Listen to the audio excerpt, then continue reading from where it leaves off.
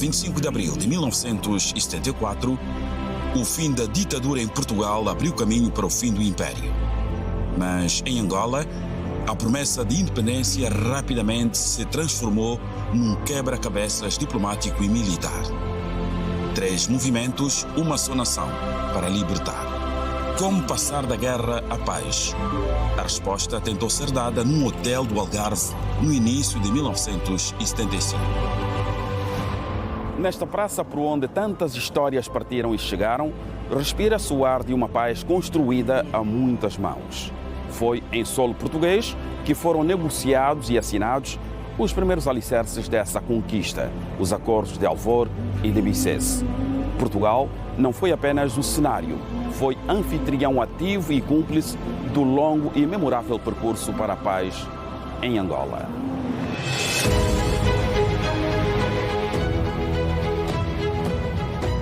A nossa reportagem tem como guia uma testemunha privilegiada deste processo.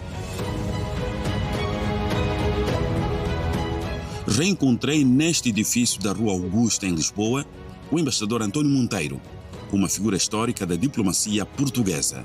Não só acompanhou de perto os anos que se seguiram, como tem uma ligação pessoal profunda a Angola. Alvor destinava-se a preparar, digamos, a independência de Angola e era, digamos, e visava criar e visou criar condições para que houvesse um entendimento entre os 3 partidos que na altura representavam Angola, porque os 3 tinham sido reconhecidos pela OA como legítimos representantes do povo angolano. Portanto, tratava-se de encontrar uma fórmula de entendimento entre eles que possibilitasse a independência de Angola no dia 1 de novembro. Isto foi Alvor. Bicesse foi completamente diferente. Bicesse foi um acordo buscando encontrar as vias para a paz depois da guerra fratricida da guerra civil que estava a devastar completamente Angola. E por isso é completamente diferente. Alvor ainda foi num momento de esperança de que tivéssemos uma transição em paz. O cenário que Portugal herdou era de uma complexidade extrema, diferente da Guiné ou de Moçambique, onde negociou com um único movimento.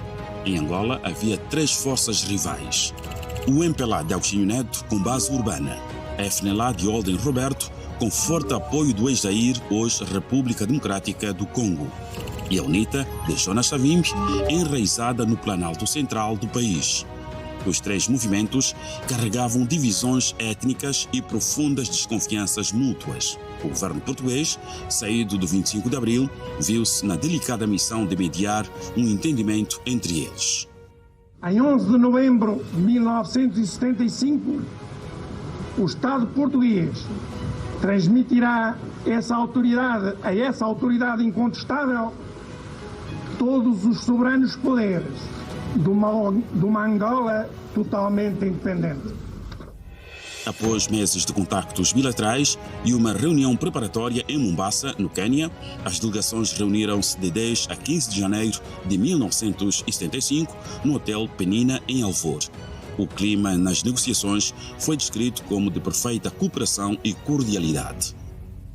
As delegações do governo português, da FNLA, do MPLA e da UNITA realçam o clima de perfeita cooperação e cordialidade em que decorreram as negociações e felicitam-se pela conclusão do presente acordo, que dá satisfação às justas aspirações do povo angolano e enche de orgulho o povo português, a partir de agora ligados por laços de funda amizade e propósitos de cooperação construtiva para bem de Angola, Portugal, da África e do mundo. Assinado em Alvor, Algarve, aos 15 dias do mês de janeiro de 1975, em 4 exemplares de língua portuguesa. Senhor Presidente da República Portuguesa, amigos, camaradas de luta, no nome da FNLA, do MPLA e da UNITA, reafirmamos aqui o nosso desejo e a nossa determinação de defender, por todos os meios, as vitórias já adquiridas pelo nosso povo e de cooperar com o vosso país à base dos princípios justos de respeito mútuo, não ingerência e reciprocidade de vantagens, ou seja, cooperação na independência e na dignidade. O Acordo de Alvor, composto por 60 artigos, estabelecia a independência de Angola a 11 de novembro de 1975, a criação de um governo de transição paritário composto por portugueses e por um colégio presidencial com membros de cada movimento, a realização de eleições em outubro de 1975. Era um plano ambicioso para partilhar o poder e unir o país, mas a desconfiança era mais forte do que o papel. Não resultaram porque havia como poderei chamar, havia uma agenda, uma segunda agenda. Cada um queria ter a primazia sobre os outros.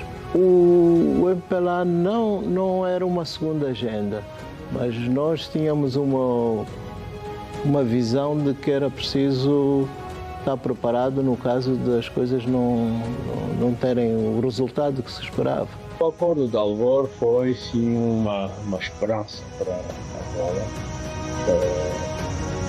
porque foi realizado em um espaço muito curto, que ninguém na altura pensava que se realizaria, mas foi realizado. Agora, na sua aplicação, deixou muito a desejar. Não foram capazes de dar a bolsa para formar uma frente ampla de luta contra o colonialismo. Evidentemente que isso pesou mais tarde. Pesou e muito. Para nós surgiu de Mombasa. Foi um esforço titânico. Nós não estávamos sincronizados. Tínhamos sim uma única ideia: arrancar a nossa independência. Mas ao longo de toda a caminhada andamos desavindos. Foi muito triste. Em Luanda, os três movimentos envolveram-se numa luta armada pelo controlo da capital, especialmente da rádio e de outros pontos estratégicos. O país mergulhou no caos de uma guerra civil que arrastou consigo as esperanças de uma transição pacífica. O governo de transição nunca funcionou como previsto e os combates precipitaram um êxodo de centenas de milhares de portugueses. A 11 de novembro de 1965, a independência foi proclamada, mas não por uma Angola unida.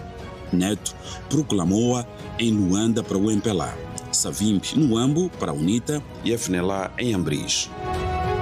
O Acordo de Alvor foi apenas o primeiro capítulo de um conflito que parecia não ter fim.